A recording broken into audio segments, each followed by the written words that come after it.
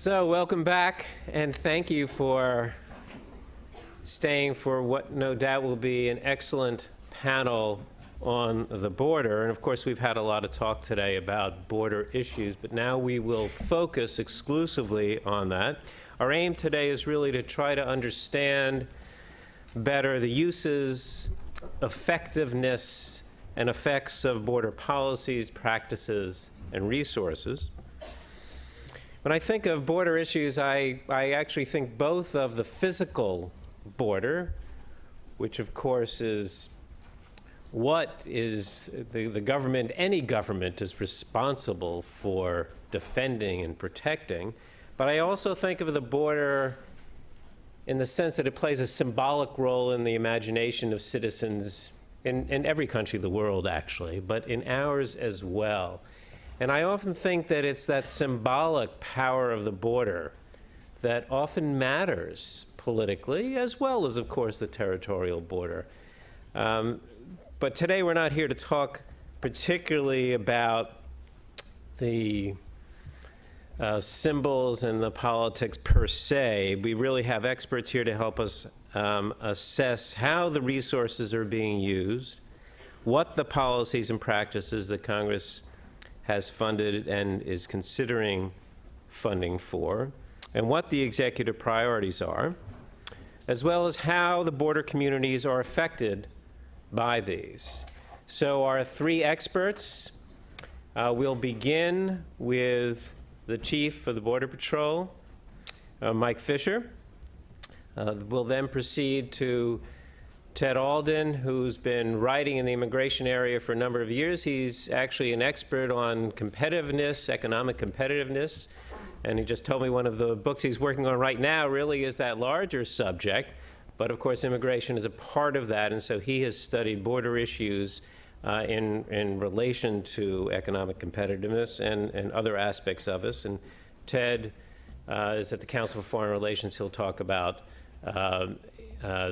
his analyses of border issues, and then directly from the border communities to help us understand what's actually going on in those communities, our colleague Fernando Garcia, who heads up a major human rights organization on the border. So, without further ado, Chief Fisher.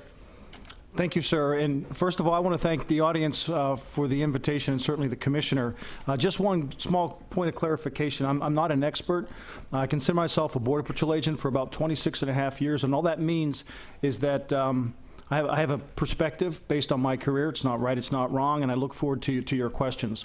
What I thought I'd do, just kind of set the stage, is talk a little bit about the organization, the staffing, just the frame when we hear the Border Patrol, because as the panel was set up and looking at the discussion points, there has been quite a bit of change in the border environment. So I want to talk a little bit about that, and then talk about what our general current operations are. Not to make it a strategic brief necessarily, but just to kind of frame some of the things that the leadership within the organization is thinking may help frame some of the questions for you later. So let's first talk a little bit about the organization, the Border Patrol. We are one of the three operational components within U.S. Customs and Border Protection, which is the agency within, obviously, the Department of Homeland Security. Now, within the Customs and Border Protection, commonly referred to as CBP, you have the Border Patrol that works between and has jurisdiction between the ports of entry. You have the Office of Field Operations. They wear the blue uniforms at the air, land, and seaports of entry. Then you have the Air and Marine Branch, which is the largest civilian law enforcement Air Force in the world, and they support a wide variety of DHS operations. The large extent is providing support to Border Patrol agents on the ground. So when you look at, we're at 21,370 agents, and the reason why I know exactly what that number is, a few years ago, the appropriations, when they signed the legislation funding the CBP, that number is a mandatory minimum staffing level, and that has carried on over the last few years and currently holds true during the current continuing resolution, which means at any given time we have to maintain 21,370 agents. It's manageable because when you look at our attrition, it's about 3%. So we generally, so the good news is we're always hiring, and I always take the opportunity for a recruitment pitch. So if people were looking for employment, Are you looking for law students too, Chief? Yes, well, that's actually a good segue. So let me talk a little bit about the, typical Border Patrol agent. And this is just, looking at demographically where we sit as an organization. So the typical Border Patrol agent is about 34 years old. He or she would have approximately 7 years in service with us. We have on average, they would have about a year of college, and many of them continue on through their education while they're in the Border Patrol, so certainly not a limiting factor. And interestingly enough, what has changed from probably the first 20 years of my career and what has changed within the last, say, 5 years or so, is 1 out of 3 of those agents had prior military service. And so when you look at the framework of the organization, that's what makes up the Border Patrol today. Let me talk a little bit about the changing environment, which was really one of the first 3 key pieces. About 3 years ago, when we were looking at the border, we were looking at our strategy, and there was a decision that was made to basically change the direction in terms of our strategy. And the reason for that was threefold. First and foremost, the environment in which we operate had changed. And if we want to get into, well, what does that really mean in terms of our perspective, we can certainly do that, and I can give you some specific examples on that. Not the least of which was the level of flow into this country over the course of the last 5 to 10 years. And the fact that when you look at, shifting, whether it's apprehensions or the number of people, a really important distinction, by the way, because that too has shifted over the course of the few years. So that environment has changed.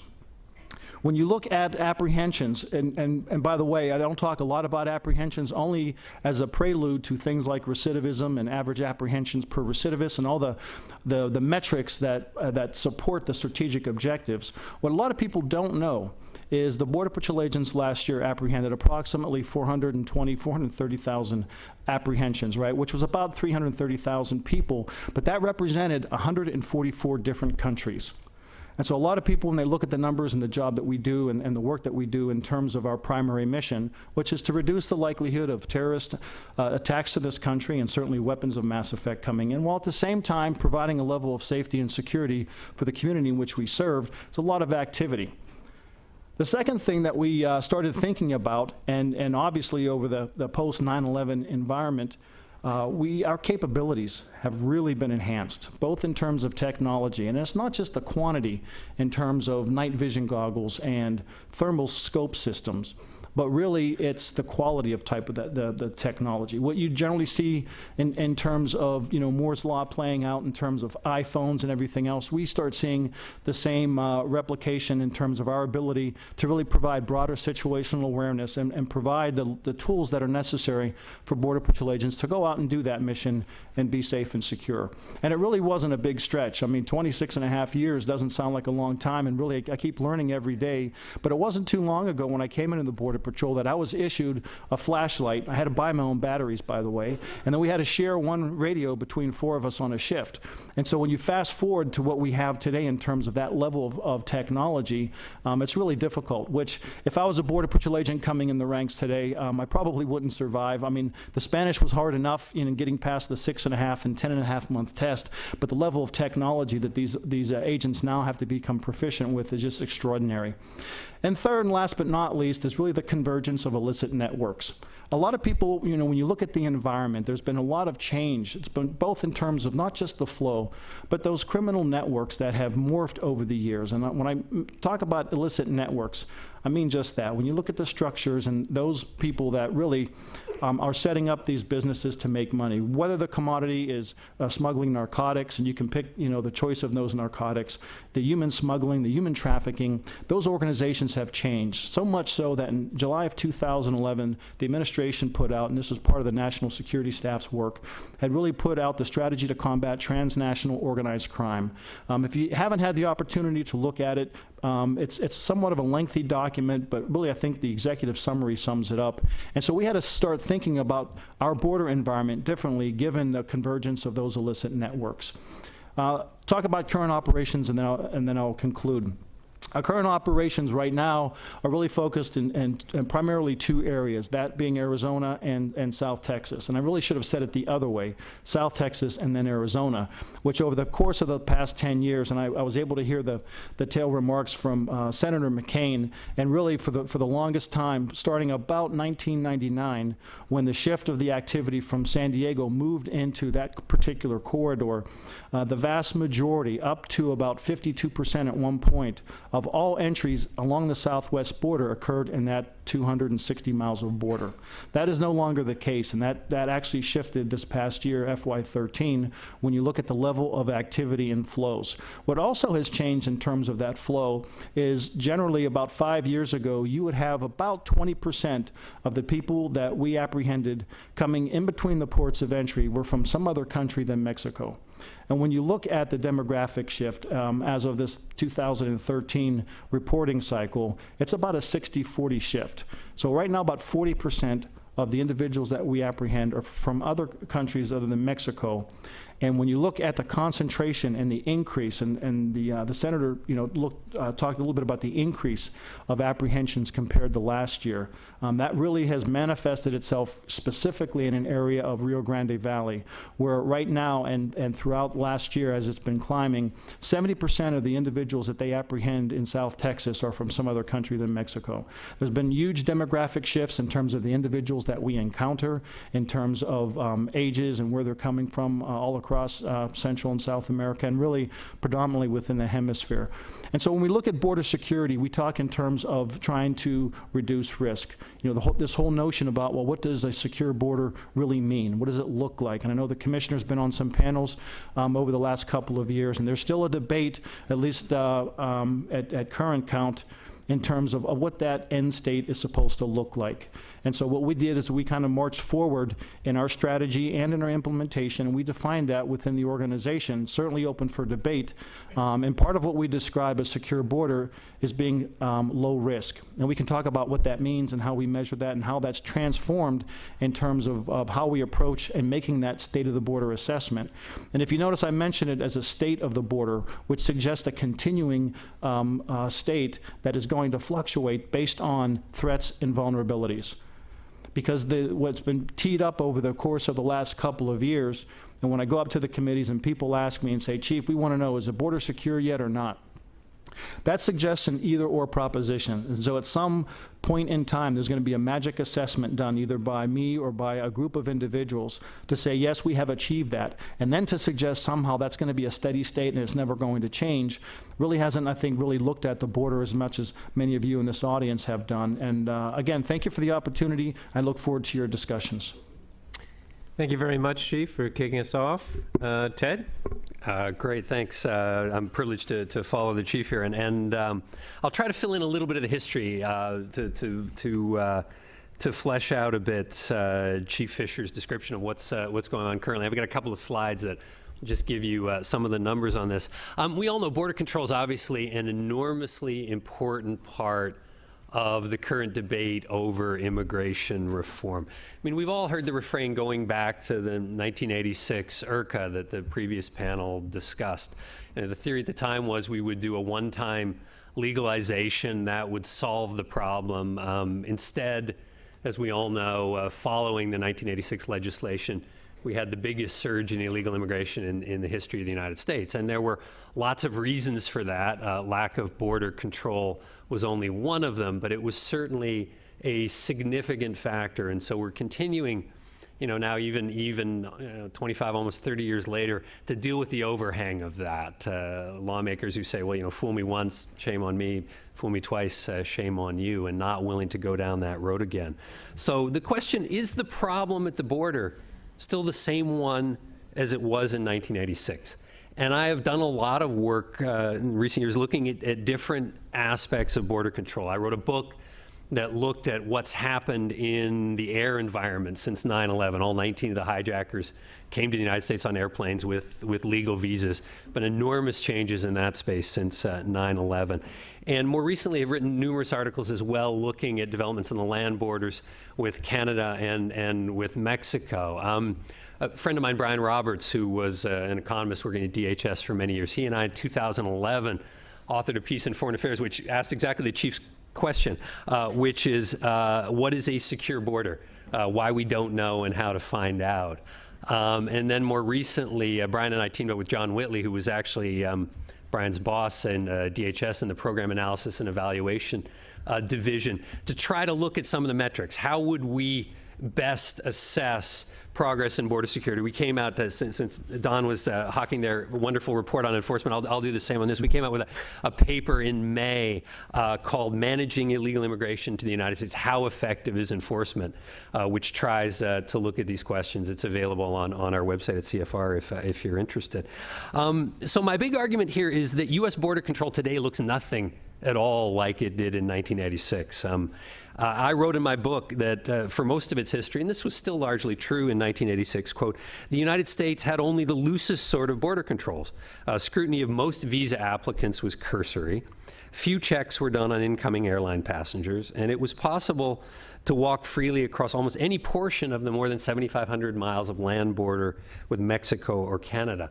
None of these statements is even the slightest bit true today, and let me just run through a few of the highlights.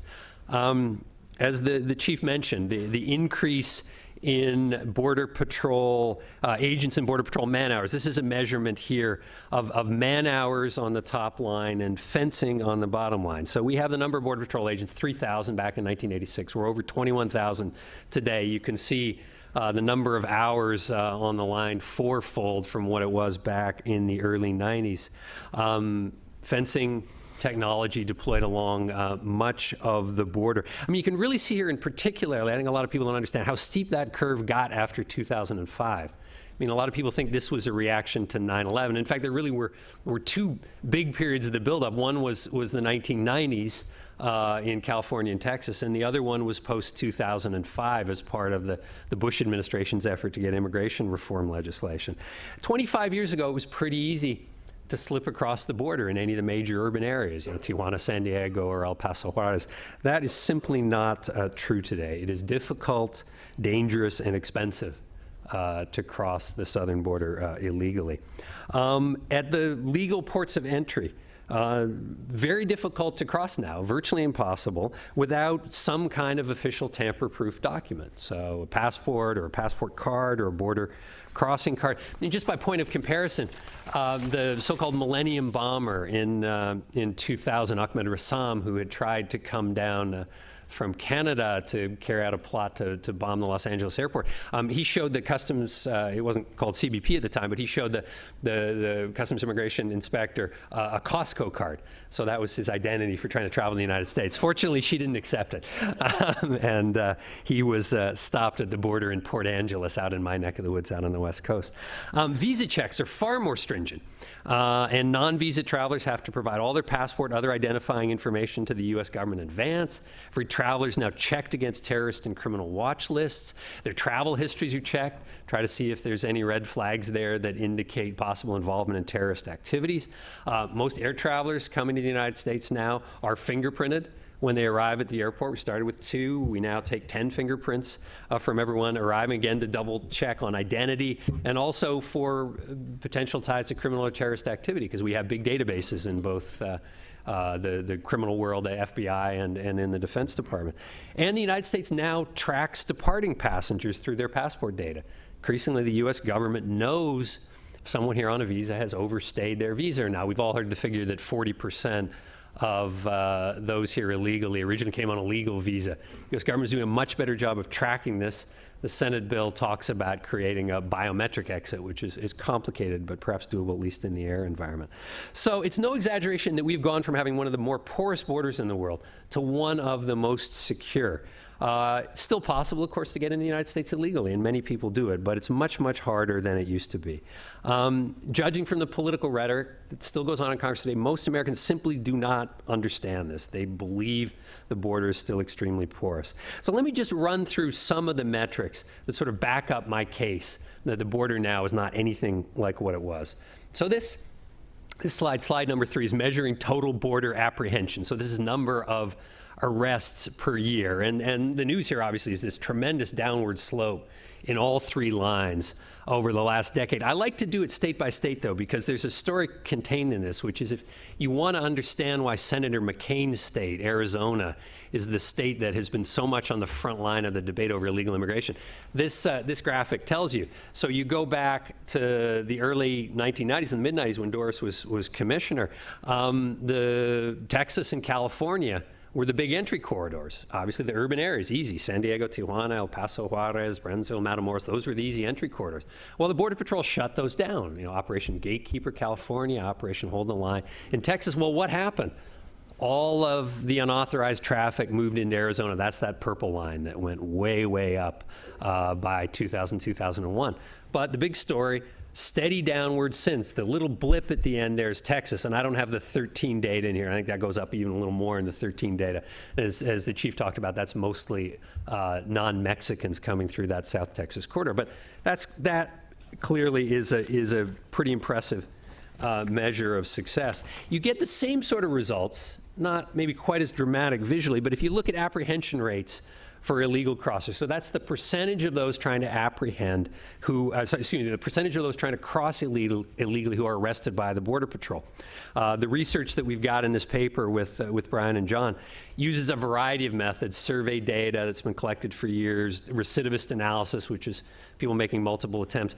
They all show that the likelihood of someone getting caught has gone up significantly in the past 2 decades, probably at least to 50%, perhaps a bit higher from the low 30s in 1990. So again, significant improvement on that front. And then this last slide looks specifically at what we call the known flow data, which is the data that's been kept pretty scrupulously sector by sector in the Border Patrol over the last decade and a bit more. And what that data measures is, we can get into it if we want to. It's a little more optimistic than some of our other data, but what it measures, the Border Patrol knows the people they catch. They observe people who try to come into the country and then go back across the border into Mexico. Those are called turnbacks. And then they have evidence for people they miss, either visual sightings or what's called sign cutting, so evidence of people in the desert and other places. And CBP did a big service by releasing all this data to the GAO for a December 2012 report, which really has changed the debate over border control. You know, Senator McCain talked about this 90% effectiveness threshold.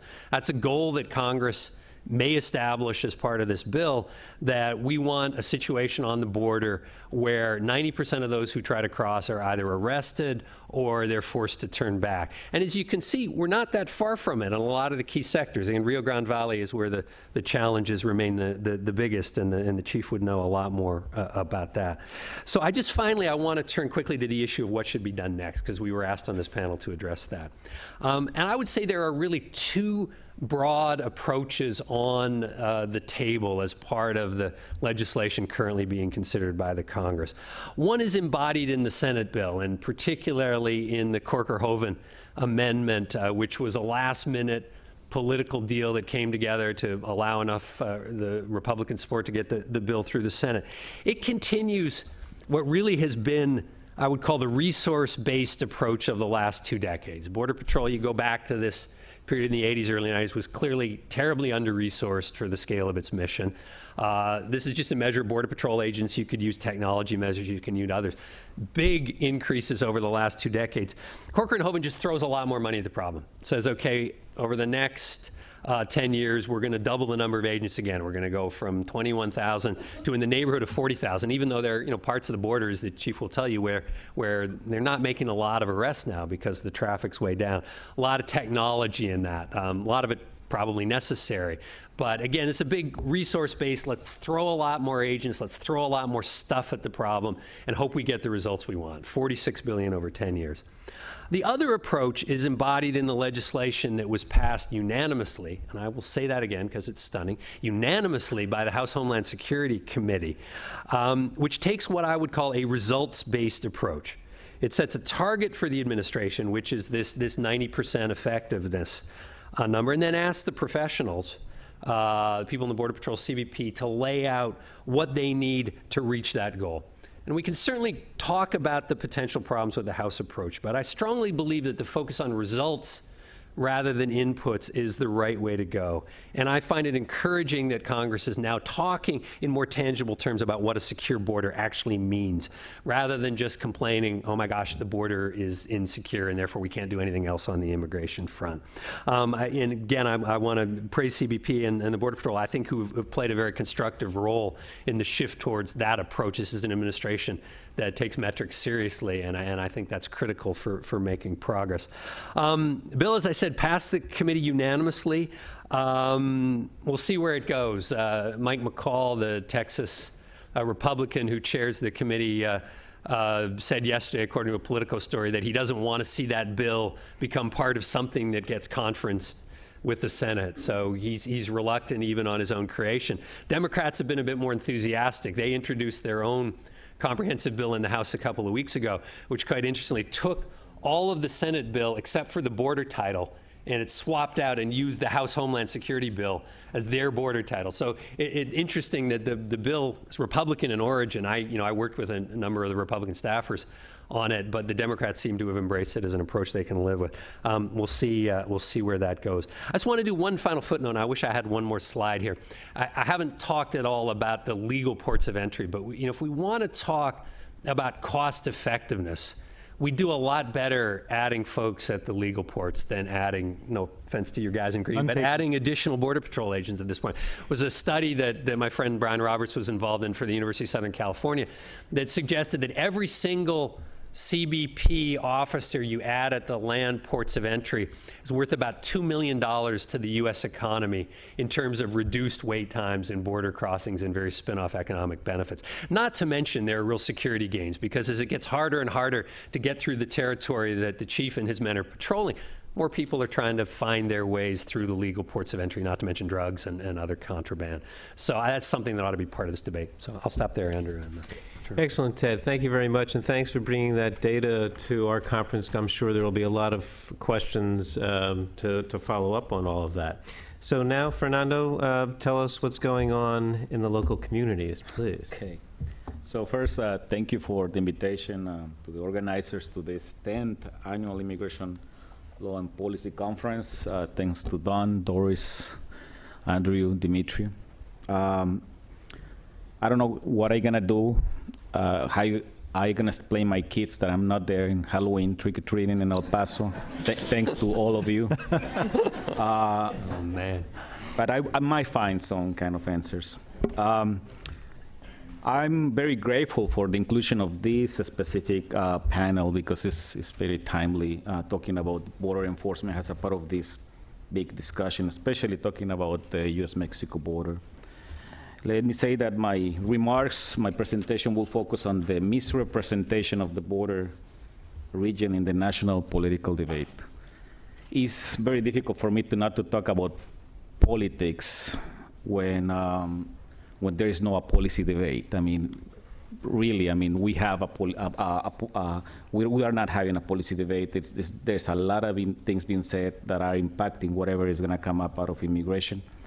Also, we'll try to talk briefly about what is the current strategy and the intention of expand it and militarize it even further. But more than anything, I would like to talk about how, from a border community perspective, we can move forward with what I call an effective, focused, and accountable border security strategy. So as we enter into the full national debate on immigration reform, it becomes impossible to ignore how distorted our border has been introduced to the discussion. And I believe that this is not accidental, that there is, and it's important to say it, that this is an intentional political effort to paint paint a picture of mayhem, chaos, and uncontrollable violence in our U.S. border cities. Statements such as car bombings in downtown El Paso, or beheadings and massive killings in the Arizona desert, would be risible if they wouldn't come from the governors of Texas and Arizona, respectively. We need to say that this is part of a political agenda that is willing to sacrifice real border security concerns and the well-being of border residents. But the the result of this artificial discussion and this artificial argument about border violence is very concrete and measurable. Today, by any potential measures at the southern border, we have the largest, more expensive law enforcement domestic strategy. As you already said or know, I mean, thanks to the Migration Policy Institute for releasing that data, in 2012, close to $18 billion were infused to enforcement, and much of that went to the border. And we also know that this amount represents more than the combined budgets of the FBI, DEA, Secret Service, U.S. Marshal, and ATF. But what we have done with that money so far? So we had built more than 500 miles of fencing, triple fencing, and walls along the border. We had doubled the Border Patrol agents, the number of Border Patrol agents in less than a decade, reaching a historic high of 22,000, close to 22,000 Border Patrol agents. We had deployed war drones and unmanned aerial vehicles. We have substantially increased the use of sensors, lights, weapons, and other military paraphernalia. We have deployed the National Guard and Marine units in multiple times. We have implemented, in my opinion, very troubling operations at the border, such as Streamline and Stone Garden, to arrest, detain, and deport immigrant workers. In few words, we have fulfilled every wish and dream presented by nativists and restrictionist politicians in the last round of immigration reform. But guess what? Now they keep saying that this is not enough. And we also need to say that it will never be enough. It will never be enough for certain political agendas because their concerns are neither about border security nor protecting the people. It is about ideology, and many times about an irrational attitude towards immigrants and towards our US-Mexico border. And that's precisely where Corker-Hoven Amendment, or what Corker and Hoven Amendment in the Senate bill is about. It's an absurd regression to our intelligence, a miserable attempt to militarize our communities, to repeat the mistakes in the past.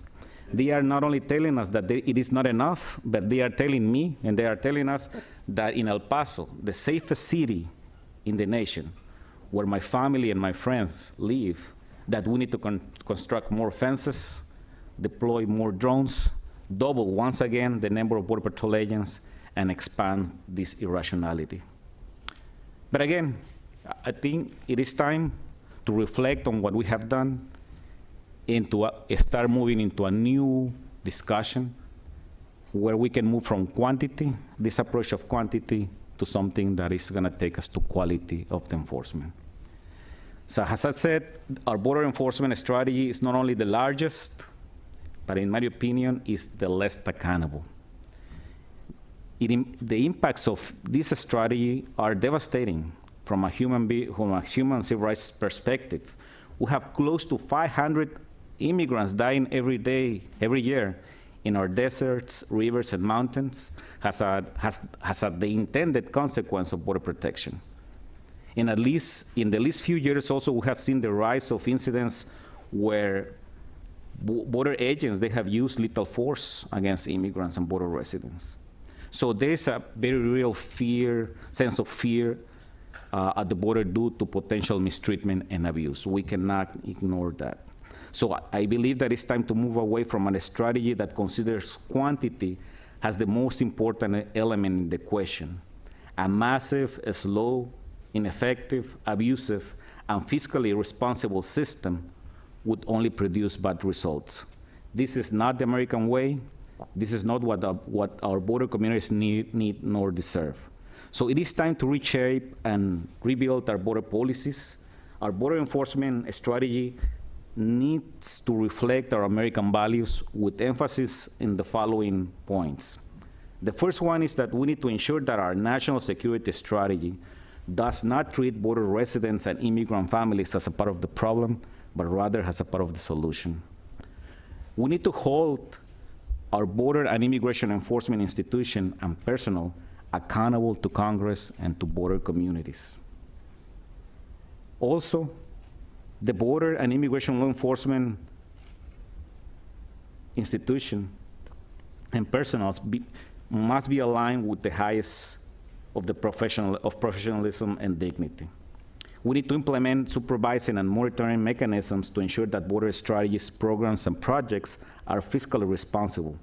We need to promote, encourage, and codify that our immigration enforcement institution and personnel are obliged to respect the human and civil rights of communities and individuals as they are granted by the U.S. Constitution and by international treaties and agreements.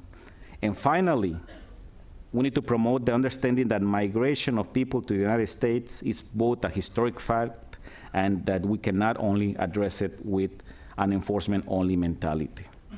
In El Paso, and let me explain briefly about this. In El Paso, we had started an experiment, a project that I started a few years ago, that instead of blaming the Border Patrol of all of the problems that we were facing at that time that we consider mistreatment, in that practice that was very common, at least in El Paso a few years ago, where we had illegal entries into property, we have at least alleged civil and human rights violations in terms of wrongful searches and wrongful detentions by Border Patrol agents.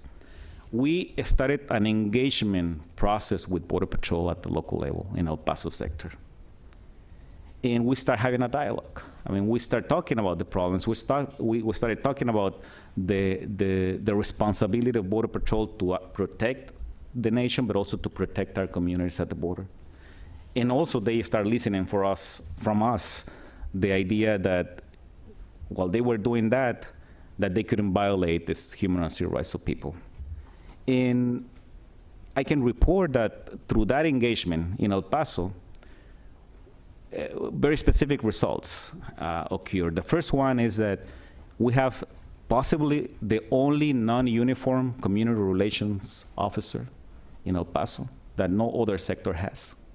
That has made a lot of, make a difference in terms of how we approach and we relate with Border Patrol. Also, we have reduced the incidence of abuses, or potential alleged abuses, from 70% in 2000 to less than 20% representing potential abuses by Border Patrol. So we have developed an accountability mechanism, a community accountability mechanism, working with Border Patrol to change the practice of abuse, in this case, the practice of civil and human rights at the border. So it is not, I would say, circumstantial that El Paso is the safest city of the nation, being at the border, because of the trust, because of the relation, because of the dialogue that actually the different stakeholders had in terms of protecting our communities, defending our country, but at the same time protecting our rights. So I believe that as we move forward, we cannot ignore that accountability and oversight and community engagement must be part of our border security strategy. Otherwise, I think we're going to continue repeating the mistakes. The Border Patrol will continue being a very an agency that our communities would be afraid of, and we're not going to achieve the security goals in our borders. So, thank you. Thank you very much, Fernando.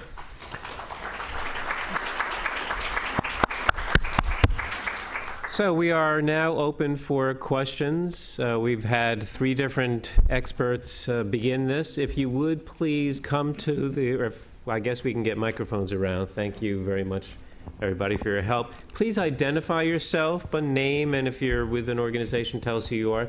I see somebody in the center. Thanks. Hi, I'm Ellen Campbell with Booz Allen Hamilton, and my question was metrics based, and it was for both you, Mr. Fisher and Mr. Alden. How do you measure 90% of something you don't know? And so for you, I was wondering, what sort of metrics are you collecting currently to try and identify what vision we have on the border, how you determine what 90% entails? And I can tell that you've put a great deal of thought into this as well. I'd be interested to hear what you had to say about it. Thank you very much. Why don't I start, and then the chief can talk about what what they're doing within the Border Patrol. We use basically 3 different methodologies, and the report goes into a lot of detail. But there's sort of 3 standard ways you can do it. One is through the use of survey data, which there's quite a bit of. There are 2 organizations, University of San Diego and Princeton University, which have been doing interviews for years in migrant sending communities in Mexico, and they ask questions about, when was your last border trip? Were you apprehended on your last border trip, et cetera. You can back out of that to come up with reasonable estimates about apprehension rates at the border. A second method relies on the fact that for, I guess, about 12, 13 years now, the Border Patrol has been taking fingerprints of everyone they apprehend. So they have an individual identity for the people they apprehend. And so if that person is arrested again, it's the same person. And we know from those records that people do attempt multiple entries. If you do a kind of simple thought experiment, which is you've got 100 people, so you've got 100 people you catch, you send back to Mexico, you make the assumption that every one of those 100 tries again, and you catch 30 of them, then your apprehension rate is 30%, and you know that you've missed 70%. The challenge with that methodology, you don't know how many of those 100 might be deterred, what we call at-the-border deterrence. So they were arrested one time, it was a miserable experience, they got sent back to Mexico, and they gave up. I mean, this is one of the theories for all its problems underlying things like Operation Streamline and the various consequences program. The idea is to raise the costs for individuals as they're apprehended, to try to discourage them from trying multiple times, because we know from the records that they try multiple times, to try to raise the deterrence level, which is a good policy goal. Makes it a little harder for analytical purposes, because then we've got to try to determine that deterrence level. And then the last line there, which is that green line, is this known flow data, which is collected by the Border Patrol, and they use physical observations to try to make estimates of the number of people they miss. And basically you see the distance between those two. Something like, recidivist methodology probably gives you a lowball estimate. The apprehension rate is probably higher than that. The known flow methodology probably gives you a high estimate. And, I got to go into more detail on why, but that's probably the kind of grounds. The one real game changer here might be the drones that are being used along the border, because to the extent that they're used, and I don't know in detail the extent to which this is being done, but to do just simple observations over sectors of the border for periods of time, as opposed to being used to target agents to apprehend people. If you're just observing in a particular region, it allows you to get a reasonably good estimate along with these other methodologies of those you're missing. So it's complicated, it's not perfect, the numbers aren't great, but I think going down this road is valuable and will help improve our understanding of what's going on in terms of border apprehensions. And I would just say, first of all, that's a very insightful question. It was the exact question my staff asked me last year when they said, Chief, how are we going to do this effectiveness? And being the chief, I had an answer ready, and I said, very carefully. A couple of things, first and foremost.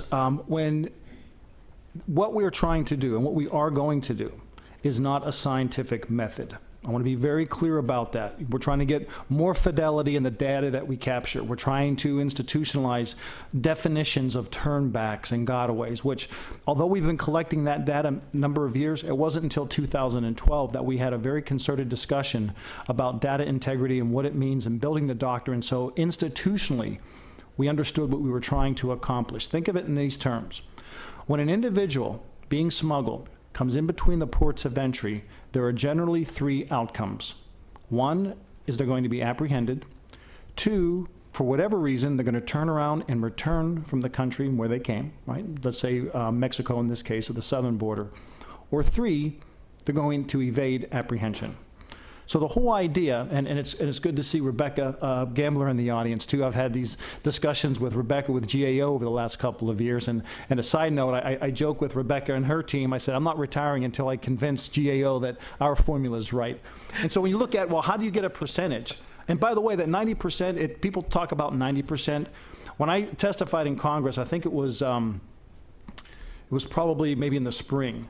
And I put out the at least 90% effectiveness as a strategic objective, by the way, because as a strategic objective within our strategy, if you don't set a benchmark, it's useless. And when I was asked, and this is a secret, so all of you folks that are from the media, I'd ask you just to do this for a second. When they said, my staff said, well, Chief, why is it 90%? And I said, because it's an A, right? I mean, so there was no big think tank and, billions of dollars of research. Because when, in discussing this with, people like Commissioner Meisner and others, there has been somewhat of a shift, at least from my perspective, of individuals who realize that 100% sealing the border is not achievable. But there are still some folks that say that is, in fact, the end state. That should be the end state. But the vast majority of people that I've talked with over the time coming back to headquarters would reasonably understand that, less than 90% is probably what we should be talking about. So then the discussion is, well, what should it be then? And so as a strategic objective, at a minimum, 90% starts the discussion for people to frame on how you're going to actually capture that. And again, not as a scientific method. So when we have Border Patrol agents now understanding what the definitions are and doing the end of the shift reports, which we have institutionalized to gather the data, to put it all together, and we refine that each and every quarter, is the first process.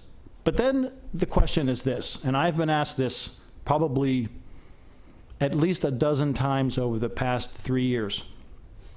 Well, that's great, Chief. You've got Border Patrol agents here, but you don't have Border Patrol agents and camera poles all across the border.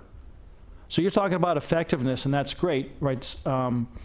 But how many people entered last night, by the way? And this question is generally posed frequently in the Chiefs and Sheriffs Association. So I'll have a sheriff or a chief of police will ask me this and say, Chief, this effectiveness is great, love your maps, but by the way, how many people entered last night that went undetected and got away?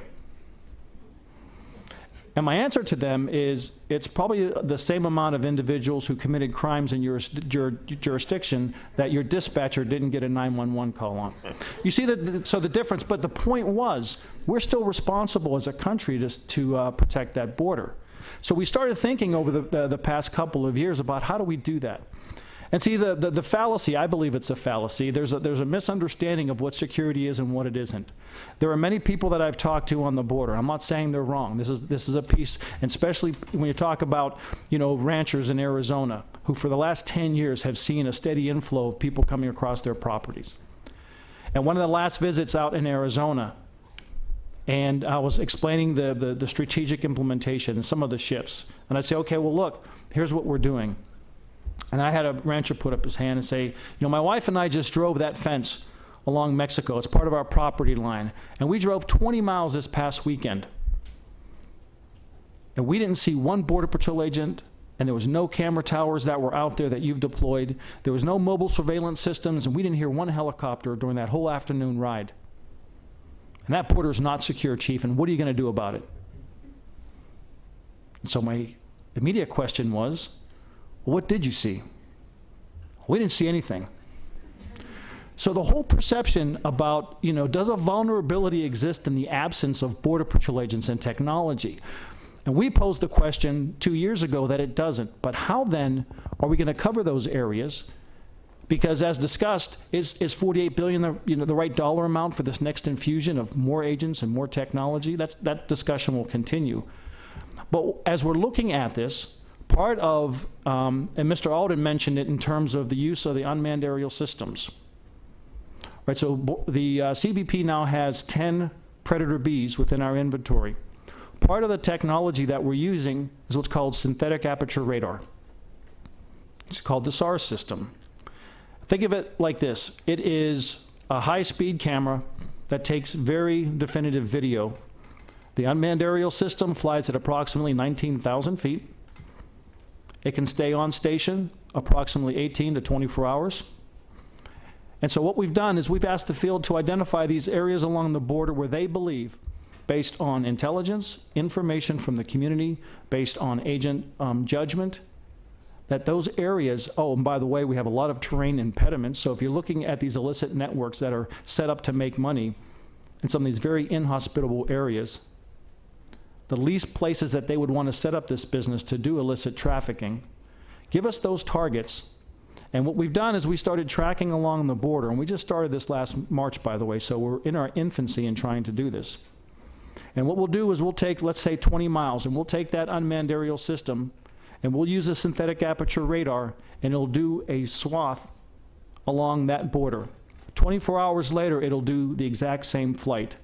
Same distance, same direction, altitude, 1 degree to give us some variance. And then what will happen is the computers back at the processing, exploitation, and dissemination cell, called a PED cell, the computers will be fed those 2 images. And at that time, the computers with very sophisticated algorithms will be able to differentiate what's called an anomaly. And when those anomalies are found, it doesn't say, hey, you've got people walking through here, you've got a vehicle that drove through here. It just says there's been some coherent change that has been detected from the first pass to the second pass. And then you have people that have worked their whole careers being able to look at these maps and look at the terrain and to be able to differentiate what that might be. They let us know, and our agents are deployed within 24 hours to get on the ground to confirm or deny what may or may not have happened in terms of that anomaly. And so what happens is now think of that one example repeated since March with 118 different targets that has covered approximately 350 non-contiguous border miles. And so when you look at, well, how do you do that?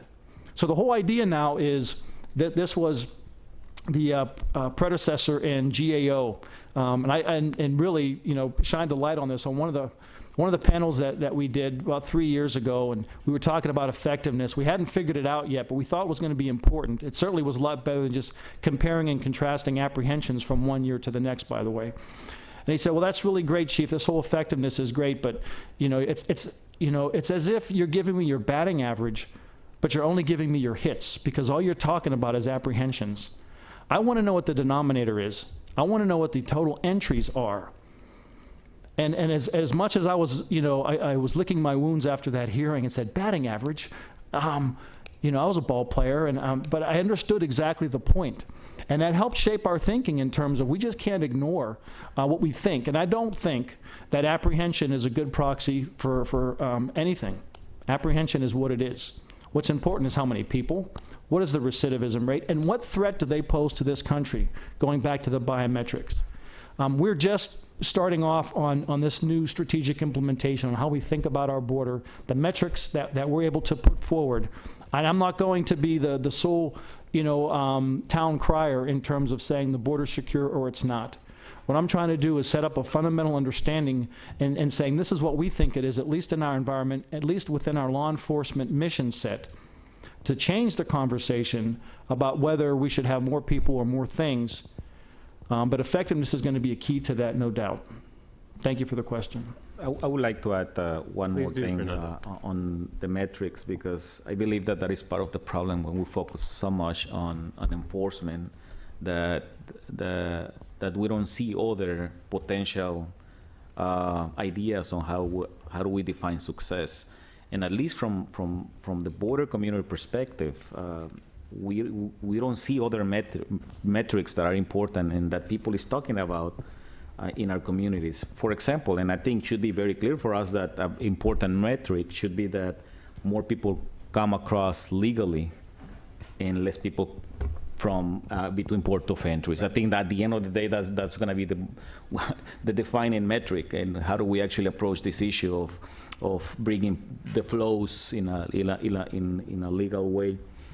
The second component of the metric is of the new metric or alternative metrics is how vibrant our economies are at the border. I mean, economic development might be also an important metric. I mean, can you imagine what we can do with $46 billion if that money would go to employment, to education, healthcare? I mean, the border is one of the poorest regions of the country. Less people dying in the deserts. less people dying in the rivers and mountains. I think that is a human metric that we cannot ignore in this equation. Again, less incidents of mistreatment, less abuses of human rights, more training, more accountability. I think those metrics are not being taken into consideration yet into our border strategy. Andrew, can I just add one thing? I mean, this is why we've got to see this whole context, this whole discussion as part of a comprehensive discussion. I mean, we could make Chief Fisher's job tomorrow really easy. We could just say, everybody who wants to come into the country can come in the country, right? I mean, no more quotas, right? It's open. They're still going to have work to do, right? They still got to keep out serious criminals and terrorists. There's still contraband. But it makes his job a lot easier if we're not enforcing tight quotas. And so to the extent that there are measures in comprehensive immigration reform, for instance, that make it easier for people to come and work in the United States, whether temporarily or permanently, that makes his job easier. You know, you go back to the 1950s, and we looked in a little bit of this history for our report. You know, Border Patrol used to look at things like conditions in the farm economy because they wanted to have a sense of what the demand was going to be. How many people were the Texas landowners going to want to hire, and therefore, how big should the temporary program at the time, the Bracero, be to accommodate that flow? Otherwise, people were going to come illegally. This is all part of a piece. We can't think about enforcement. I mean, not even mentioning employer sanction, all the other stuff we've talked about. But border security does not stand on its own. So we have a couple of questions. We're going to go one over here, and then we'll come to this side as well. Thank you very much. My name is Victoria Ritik. I'm with the Immigration Policy Institute, and my question is about the image of Border Patrol, and goes to Chief Fisher. So I was struck when you started out by saying, well, what I'm going to say, this is my experience. It's not right, it's not wrong. And it reminded me of other conversations I've had with colleagues of yours, who usually at panels such as this would start out with a bit of an apology or with a bit of saying, well, this is just my story, and we know, because they were kind of expecting to get a bit of fire from the audience and criticism, which you receive a lot of. Yes. So my question is about the PR of Border Patrol, because I'm fascinated by the fact that, and this is based on a lot of discussions I had with colleagues about this, that the narrative about the Border Patrol continues to be so negative in public. And I'm wondering, is that something that you think about in the Border Patrol? Do you think about PR strategies? And do you think that that is the way to go about this? Thank you. It's a great question. I do think about it. I think, for every bad story that you see in the press, there's probably 10 others that a reporter's not interested in.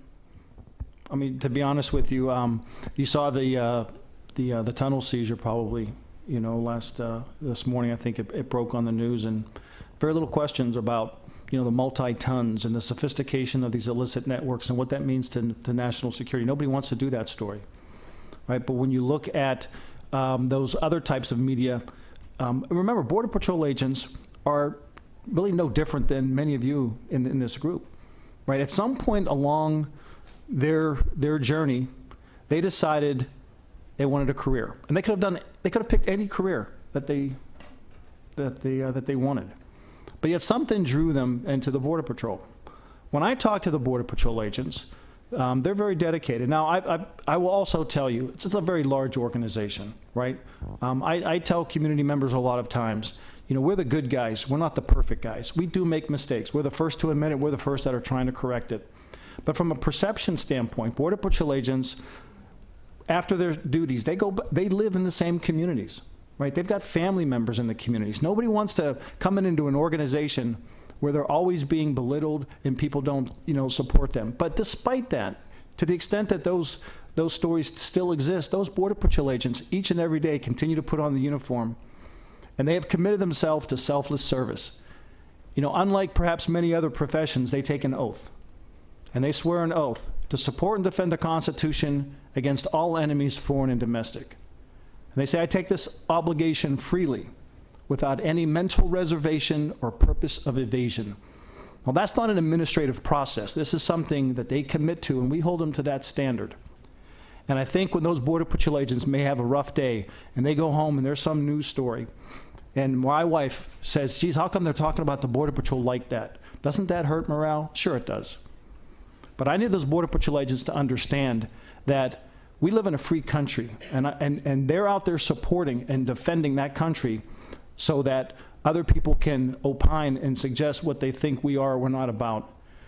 But there are fine young men and women who go out each and every day to be able to protect your families against those that would do us harm, and to suggest that this is just about flows of illegal migrants. You know, each and every morning, part of my responsibility is to sit and get the intelligence brief. And it's as true as it was on March 1st, 2003, when Commissioner Bonner first said, you know, there's people that wake up each and every day and think about nothing but to do harm to this country. And in order for them to do that, they have to get here in the first instance. That then was the framework of the mission of U.S. Customs and Border Patrol, Border Protection, and certainly Border Patrol agents understand that. What we try to do, come to forums like this and just explain our perspective, right? We're not saying everything is great or the border is secure. There are folks that make those assessments. My responsibility as the chief to those agents is, to the extent that we can, provide a level of information and perspective that perhaps other people don't have the opportunity to see or hear. Because I think with more information, people are then in a better position to decide or make judgments about what is or what is not factual. But I appreciate your question, but it does not dissuade me. If I was going to get into a profession where I wanted people to like me, I wouldn't have chosen law enforcement. Thank you. If you would go to one of my former students, always gets a little privilege here if you've been a former student. Thank you, Andy. My question is, I'm Daniel Costa with the Economic Policy Institute, and I think my question is also sort of directed towards the Chief and Ted. There's been a lot of talk today about enforcement at the border and at the work site, but one of the missing elements has sort of been the feasibility of a functioning, comprehensive entry-exit visa tracking system. Now, we know that around half of unauthorized migrants were here on overstayed visas, and we don't even have a real good estimate on the sort of authorized non-immigrant population in the U.S. And so, you know, the issue, despite that, the issue hasn't gotten really anywhere, even though it's been around since at least the 9/11 Commission. So can you maybe talk about the feasibility of it, and whether or not you have a sort of internationally comparative perspective on what other countries do in that regard? Do you want me to take it first? I think this is one of the more poorly understood stories in the comprehensive immigration reform debate, and I actually do blame DHS for this. Not every part of DHS has done as good a job as the Border Patrol has recently in trying to get data out there. DHS has done a lot of work over the last decade to try to develop a functioning exit system. So what we have now, as of 2003, put into place the U.S. visit system, which is for everybody traveling on a visa and for those coming from visa waiver countries where you don't need a visa. So that's basically everybody except for Canadians and Mexicans. You're fingerprinted when you come into the country and you give passport information and other information. We don't fingerprint you when you leave, but you give all of your information to the airline, so all the passport and other relevant information. That information goes in real time to DHS and is matched up with the entry information. So if you came by air and you left by air, DHS knows that. There's actually pretty good data on that. It hasn't been shared with the Congress yet. DHS has been promising for several years now to give overstay rates country by country. There have been loopholes in that. One of the problems is, say you came to Kennedy Airport and then you drove across the border and flew out of Montreal. Well, we wouldn't have known that, right, because you didn't leave by airport. Well, it's an initiative right now with Canada called the Beyond the Border Initiative, in which the Canadians have agreed to share their entry information with the United States and vice versa. So we'd be able to track that person. We're not there yet with the Mexicans, but I don't think it's impossible that we could get there with the Mexicans. So increasingly, we're doing a pretty good job of this. Secretary Napolitano ordered a big kind of scrub of 2 million people that they thought were possible overstays. It turned out a lot of it was data errors of one sort or another. There are a lot of people who come on a tourist visa and then apply for some other visa status. And so these people ended up as sort of possible overstays. Well, it turns out they just changed their visa status and the two systems didn't talk to each other. That's, again, something else that DHS has overcome really within the last year. So now in real time, okay, this person pings as having been here more than the 6 months they were authorized. You can immediately check that against the USCIS database and say, oh, well, they just applied to change their visa status, so they're still here legally. It's been big improvements. Congress is not satisfied with this. The Congress wants biometric exit, which maybe feasible in the air environment. Nobody's figured out how to do it in the land environment. That is part of the debate going on currently. But there's been a lot of progress in terms of tracking overstays. You know, if you're flagged now, sorry to go on so long, but if you're flagged now as a likely overstay and you leave the country and you try to apply to come back in, that information is at the fingertips of the State Department consular officer who's deciding whether you get your visa reauthorized or not. And it's possible that you've got some legitimate explanation as to why you overstayed the last time. But if you don't, you're not going to get back in. Very final thing, there's one provision I like in the Senate bill. I like it because it was my idea. So, but there's a pilot, actually it's a joint idea with Liam Schwartz, who's a wonderful immigration attorney in AILA.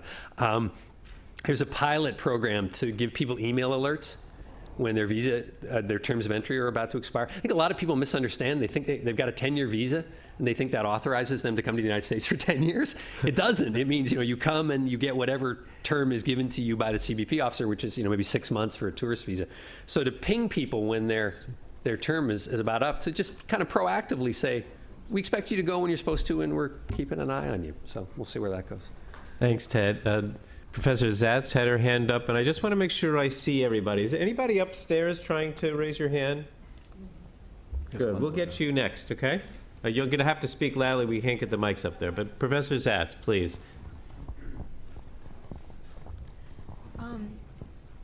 So if I may, a follow-up on that part is, how is CVIS working? I was involved with CVIS in its early days and haven't been since then. But if I can tag to that, the question I was going to ask you is, we haven't been talking at all about the interiorization of the border.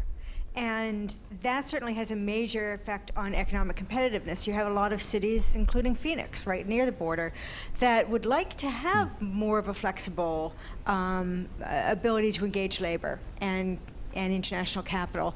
And yet, for many cities, that thing is a contradiction with the interiorization of really trying to control the border. And I wonder if that's something that you can speak to. I mean, Fernando, you might, you know, be able. Can you answer that from the perspective of cities in the border region? I mean, I answer you quickly on CVIS. I mean, there's a very interesting history there. I think CVIS is a good system. It should have been put in place before 9/11. There was, I think, may well have been a GAO report indicating that. DHS is not keeping on top of the system as well as it should be. One of the real challenges in the CBIS system is to make sure that the universities who are taking foreign students are legitimate institutions. There's a real, because getting a visa to the United States is so valuable, there is sort of an inherent incentive for fraud there. If you set up some kind of fly-by-night system, university, sort of university or beauty college or whatever, and you can get foreign students who will come and pay you big money for doing that, they're essentially paying to get the visa to come to the United States. And it's a constant job of monitoring to make sure that the visa-granting institutions are legitimate. It was a huge, huge problem before 9/11. There were 74,000 authorized institutions, and the government had no idea what any of them were doing. I mean, we knew what Harvard was doing, but we didn't know what the Fayetteville Dog Grooming College was doing. And that problem seems to be getting a little bit out of hand again. I don't know the latest, but I'll defer on the city stuff. That's fine. No, actually, I was thinking about again those general terms of how the border has become also the interior, but not in the best way possible. I mean, I think there are good things happening up the border. There are good economic projects. There are mobility of people. There's an expansion of communities. But what is in my mind, honestly, in this whole debate is to what degree the interior will become the border in regards to how militarized we're going to allow this country to be. I mean, when we accept the idea that the only way that we're going to face an economic and social phenomenon is by militarizing a piece of land within the United States, then we set a precedent that then we would allow it later on in the interior, in Chicago, in Los Angeles. I think it is true what Dimitri said at the beginning of this conference, that immigration impacts the DNA of a country. But I'm not sure if the discussion that we're having, it is the direction that we want it to go. I mean, we are not only thinking that enforcement is the only solution, or that militarizing something that we didn't do before in America would be the solution, or criminalizing immigrants and criminalizing work and criminalizing flows. Is that the way that our DNA is going to be impacted? I mean, how much we're going to sacrifice our values, our principles? I mean, this idea of that America is one of the is home of the free, you know, the beacon of freedom and liberty. I think this is at risk, because what is happening with the immigration reform is not only what is going to happen with a specific immigrant or with a specific population, it is a definition of what our society will be. I mean, we have a discussion about how we're going to deal with immigration, but later on, how we're going to deal with other issues. And if the way that we're going to deal with immigration is criminalizing immigrants, even look at the Senate immigration bill. What we have, if we're building a boat, we're going to give undocumented people in the United States, so we're going to put them in that boat, in that ship. But whoever is not in that boat, whoever doesn't make it to that boat, is going to be super duper criminalized. And I think that doesn't match with that idea that America can do better. And I think, unfortunately, things are tested at the border before they go into the interior. So if we allow that those drones will be over the border cities, as we are, whether it's 10 miles or 50 miles or 100 miles, don't doubt that those drones are going to come to DC someday, or to Washington, or to Los Angeles, or to Disneyland, as a matter of fact, you know. So I think we are going into very risky waters in terms of what we're willing to sacrifice at the border and in the interior in terms of enforcement. I'm going to get to Don in one moment, but we have a gentleman up top, please. Hi, thank you. My name is Jose Uti with the USCIS Asylum Division, and I had a question for Chief Fisher. I was wondering what kind of training Border Patrol agents receive to identify persons who are apprehended who may be fleeing their home country out of fear of persecution or torture. What the not only what the type of training they receive is, but how much training they receive, and the percentage of agents who receive that training. Right.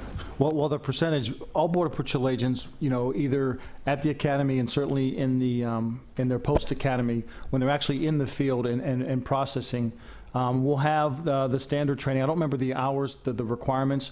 And then it goes up from the basic training to those that are pretty much steady state and then the supervisory ranks that manage that, to make sure that at intake and during the processing, that every individual that we apprehend is afforded the opportunity during that interview to state those claims. And we work very closely with CIS, and in some cases, in particular, I mentioned Rio Grande Valley before, CIS actually sits in with the detention, our detention folks, along with the ICE ERO, the detention for Homeland Security.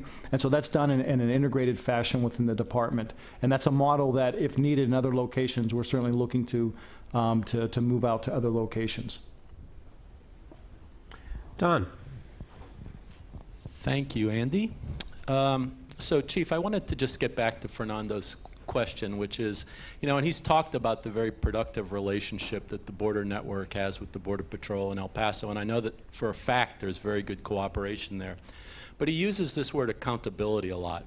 And so my question is one of the Border Patrol's metrics real engagement with communities, real partnership with them, and real accountability to them? Because after all, I mean, that is where you're operating. You're operating in those communities. I mean, if there's a drone that's recognizing an anomaly, that drone may be over somebody's house, for example, or over somebody's community. So they're very affected by that. And it also seems to me that you really need that kind of community support to be able to do your job. So the question is that part of your thinking when you're thinking about low risk and development of metrics? Absolutely, and if you've seen our strategy, which was published the summer of 2012, I'll frame it, and you can probably just drill right into that section of the strategy. There was 2 goals that were set up. Under each of the 2 goals, there were 5 objectives. Under goal 2, community engagement was one of them. And the reason why we use community engagement, and it wasn't things like, you know, community relations, right? Because part of growing up in the field, you know, we were given training and had to do public relations and go out and do community meetings.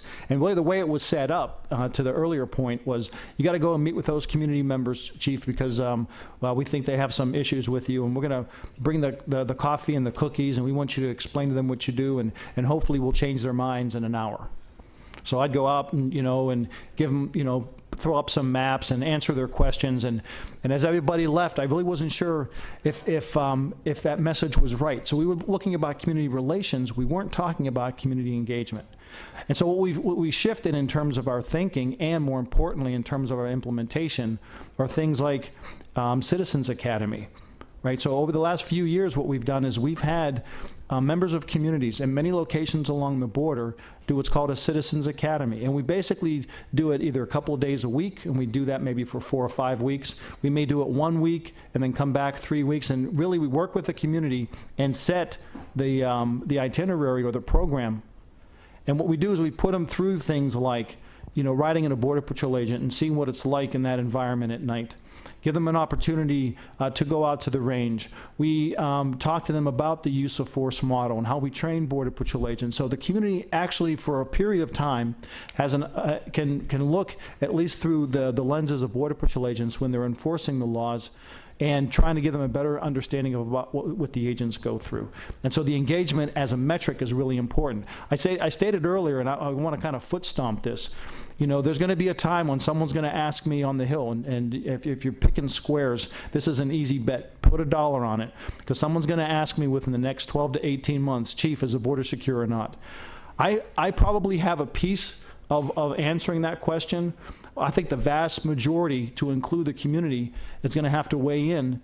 And if I had one chart up here about how we would assess the state of the border at any given time, the last bullet on that slide talks about third-party indicators, which are things like economic development in the area, housing starts along some of those borders, community involvement and interest. Right, because I can set up the best charts and graph and say, hey, I think the border's secure, and yet the chief of police in El Paso says, yes, then why is El Paso number 3 in stolen vehicles in the country, and most of those vehicles are going south to those smuggling organizations? It just doesn't jive.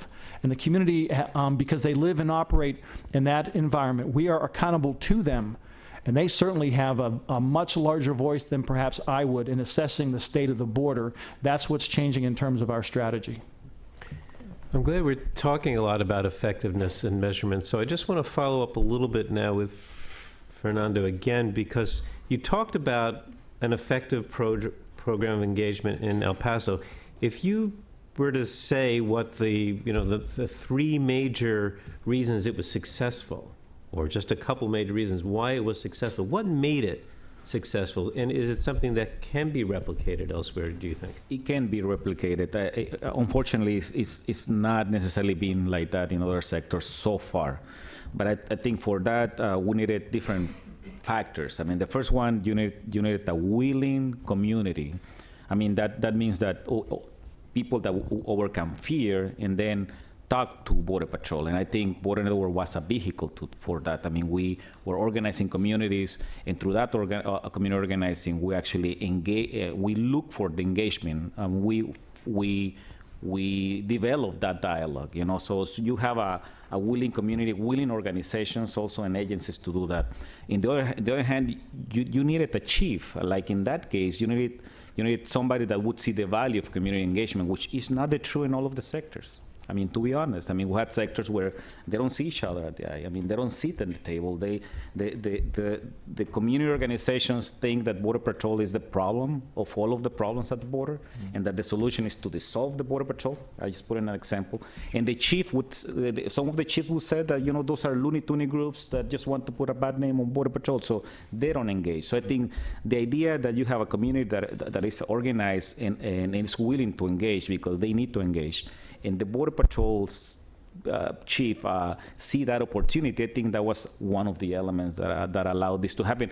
And we were hesitant. I mean, Border Patrol told us back then that they were hesitant, that they were not sure to join community forums, for example, which we did, or just to go through a number of incidents that happened, or just to go back and call them and bring community presentations from Border Patrol to community members or take the expertise of the nonprofits to the Border Patrol agents while they were in master trainings, for example.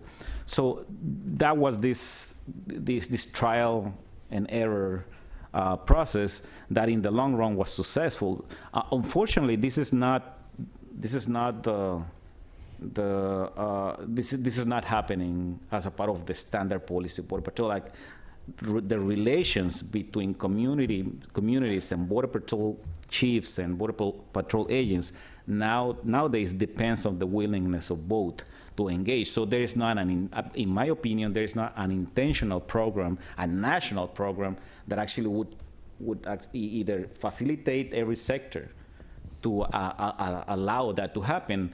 I was saying that El Paso is the only, I might be wrong, but I think it's the only non-uniform, it's the only place that has a non-uniform community relations officer. In most of the other sectors, it's a full uniform armed officer, the one that actually engage with community groups and communities. So I think that doesn't allow the engagement process, no, whether it's in Tucson or in San Diego or in the Texas Valley. Right. Thank you, Fernando. Back to the audience. Yes, Claire. Hi, I'm Claire Bergeron, Georgetown Law School. I had a question for Chief Fisher. I was curious about the metric of the number of people who are removed each year and the thinking that goes into this removal metric that we hear a lot, which is 400,000 removals, and whether there's any discussion about changing that level of people who are removed and why that level sort of is what it is. I'm not the expert for ERO operations. I want to be upfront with that. But I can tell you, when you look at removals, that's a host of a couple of different numbers, right? So these would be individuals who would have gone forward and through an immigration judge would have been ordered removed. These would have been people, for instance, who under the statute, we have the authority to do what's called expedited removal. They meet certain criteria.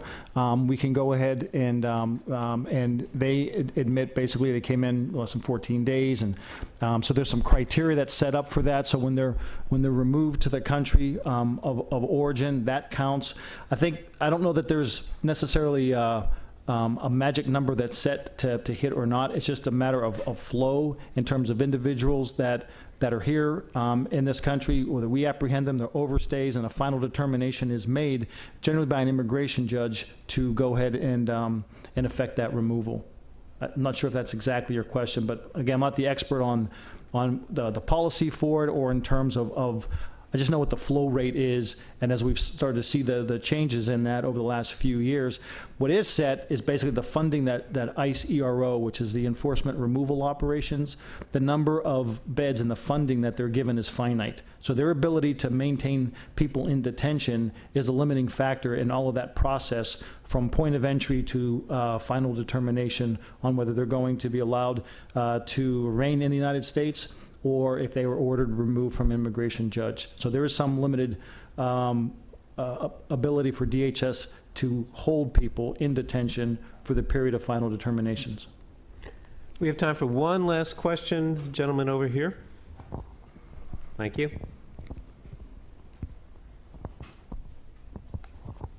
Hi, I'm Dan with State Line. Just a real quick question. You mentioned the shift from Arizona to South Texas and the number or the activity. Can you just give us a quick idea of what's going on there? Why the shift? Is it because in response to enforcement, or are there some other factors there? It's a great question. Matter of fact, one of the myths that are out there, and I would ask you to help me dispel this myth, because it's actually happened. Mr. Alden kind of alluded to it in terms of the 20-year trend of what we've seen. El Paso, the shift to San Diego, the shift into Arizona. You've heard of the balloon effect, right? When you squeeze a balloon in one place, it's going to pop out in the other. And that was probably true over the course of the last 20 years. And what I explained to Secretary Napolitano a few years ago, what has changed is the volume in the balloon is a lot less. And so what we're seeing in increases in South Texas is not a result of all of the smuggling organizations that were smuggling for 10 years in Arizona suddenly deciding to go and move over to the Rio Grande Valley and start smuggling there. There's a whole host of reasons for that, not the least of which you've got two different cartels that own the turf there. And so I don't think, unless I've missed a briefing this afternoon, that there's a corporate merger that took place, which is going to make that a little bit easier. And so that is not happening. What we look at, because when you look at, for instance, increase in apprehensions, or even a decrease for that matter, the discussion started 3 years ago. That's generally either a function of an increase in flow, right? So we'll look at increase in apprehensions. The flow is increasing, or we're catching proportionally more people and the flow has remained the same. What we started to learn over the past 3 years is generally it's a combination of both. And so part of our metric is to try to decide in each one of those locations, what is the proportionality in terms of flow versus our effectiveness. And I can tell you, in a place like South Texas, although the effectiveness rate is a lot lower than some other places along the southwest border, we are definitely seeing an increase of flow, specifically from countries in this order: Guatemala, Honduras, and El Salvador. That's just the raw numbers because of the biometrics. What we're also actually able to capture now and do some analysis on is what we call unique individuals. Matter of fact, it was part of the analysis that when Commissioner Burson in 2011 said, we're going to surge in Arizona, and we are going to be successful in Arizona. And Chief, I want you to tell me where the next Arizona is going to be. And we took, among other metrics, but it was the unique individual trend. What we saw across the southwest border, and there wasn't even a close second, the unique individuals, people entering the country for the very first time, were coming into Rio Grande Valley than any other place along the southwest border. And we started looking at demographic shifts and what could happen. And we said, if it's going to happen, it's going to happen there. And so we were a little bit more proactive in this regard and determining where we were going to put technology and Border Patrol agents. We're still not there yet.